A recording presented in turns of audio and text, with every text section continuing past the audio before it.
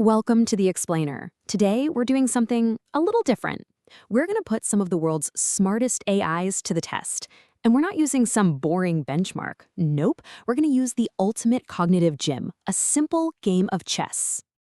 Okay, so let's get right into it. The big question here isn't can an AI play chess? Come on, we've known that for decades, right? The real mystery, the thing we're trying to figure out is, does the AI know what it knows while it's playing? Can actually step back and reflect on its own thinking. And that right there, that brings us to this really cool concept called metacognition. For us, it's that little voice in your head, the one that goes, wait a second, I'm not so sure about that. Or, yep, I got this. This is definitely the right answer. It's that voice, and it's what separates just crunching numbers from something that feels a lot more like real, genuine understanding. So to test for that, we're not just going to play a single game. No way.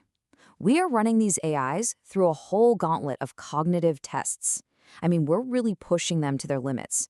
We want to see how they think, sure, but more importantly, we want to see where they break. And we want to see what kind of digital personalities pop up when the pressure is on. Okay, first up, we're starting with a test that is, well, it's almost insultingly simple. Seriously, we're not even asking the AI to make a single move. All we want to know is, can it look at a chessboard and spot something that's just physically impossible? So, the job is super straightforward. Just look at this board and tell us if it's a valid legal position. Can you have 3 kings? No. Can one side have 10 pawns? Nope. These are things a total beginner, a human who just learned the rules, could answer in a heartbeat. It's really just a basic check on the AI's grasp of reality. And folks, the results are just genuinely shocking. Look at this. The top models from Google and Qwen, they fail this super simple reality check more often than they pass. The best one, Gemini 3.1 Pro, still only gets it right 45% of the time. It tells us something really profound. For all intents and purposes, they're spatially blind. So the big question is, why? Why are they failing so badly? Well, it's because they don't see the board like you and I do, at all. They're processing it as a bunch of tiny local patterns and connections. So it might spot a brilliant checkmate pattern in one little corner, but completely miss the fact that, oh yeah, the king is missing from the other side of the board. They just can't zoom out and see the whole picture. There's just zero physical or spatial grounding. But here's the part that'll really blow your mind. It's their confidence. When the model failed, when it didn't even notice a king was missing, it was 100% confident it was right. Think about that. It's the state of absolute unshakable certainty while being completely, utterly wrong about reality. Okay, let's move on to the next test, because this is where the story gets really weird. After that catastrophic failure of spatial logic, you are just not going to believe what these exact same AIs can do. This is where their strange alien intelligence really starts to shine through.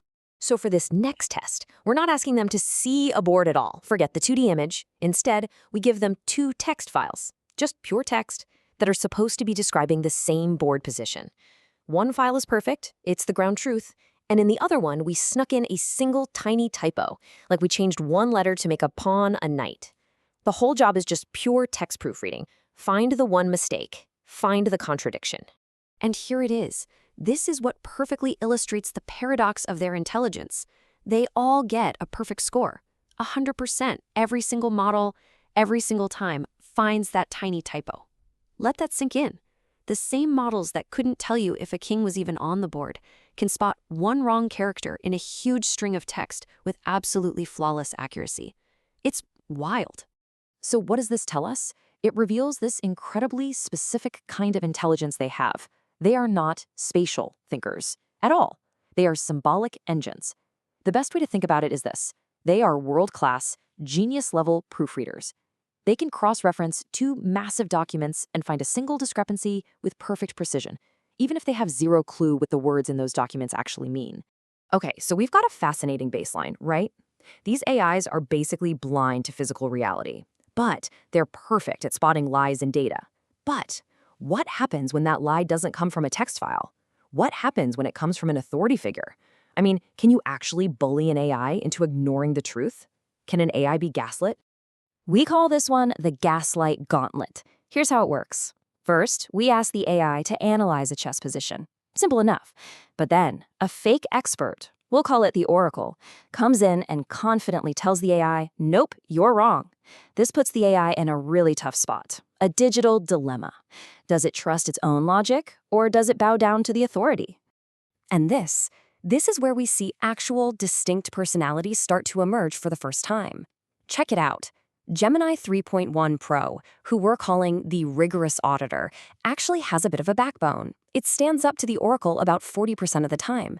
But then you have Gemini 2.5 Flash, the fragile auditor. It's much more easily pushed around, only passing this test 15% of the time. And then there's the Qwen model. You see that number? It's a 0. A perfect 0%. Every single time the Oracle lied to it, Qwen threw its own correct analysis out the window and just agreed with the lie. It becomes a perfect sycophant. It completely surrenders its own logic to this fake authority. But hold on, it gets even weirder. The AI doesn't just go, oh, okay, you're right. No, it uses its massive brain not to argue against the lie, but to justify it. It literally invents these complex, logical-sounding reasons for why the Oracle's totally wrong answer is actually the truth. It's incredible. And this probably comes from its training, right? It's trained to agree with and be helpful to humans, even when we're flat out wrong. But the story is not over. Not by a long shot. So let's recap. We've got an AI that's spatially blind, but also a perfect proofreader, and one that you can easily bully. But now, let's switch gears for one final test. This one is designed to look for a very specific kind of self-awareness. So in this test, we're challenging the AI about itself, about its own internal limits. We're asking it, hey, how far ahead can you actually see? What's the real depth of your calculation? And then, you guessed it, we bring the Oracle back in to try and gaslight it, to try and bully it into saying it can see further than it really can. So the question is, can this sycophant be honest about its own limits? And the answer is a massive yes. It's incredible. The same models that were total pushovers suddenly grow a spine. Just look at Gemini 2.5 Flash. Remember, it only stood up to the Oracle 15% of the time when talking about a chess position. But here, it gets a perfect integrity score. It absolutely refuses to be gaslit about its own internal limits. This shows us a really fascinating psychological split. When you challenge the AI's opinion about something out there in the world, like a game, it can be fragile, it can be a sycophant. But when you challenge its knowledge of its own internal limits, like how far it can see, it becomes grounded, it becomes resilient. It's almost like it's more sure about the edges of its vision than it is about the truth of what it's actually seeing inside those edges. Okay, so after running this entire gauntlet, from spatial tests to social pressure to self-awareness, what did we actually learn? Let's pull it all together and look at the final profiles. So here's the big takeaway. AIs are not a monolith. They are not all the same. As you can see from this summary, they have these unique, spiky profiles.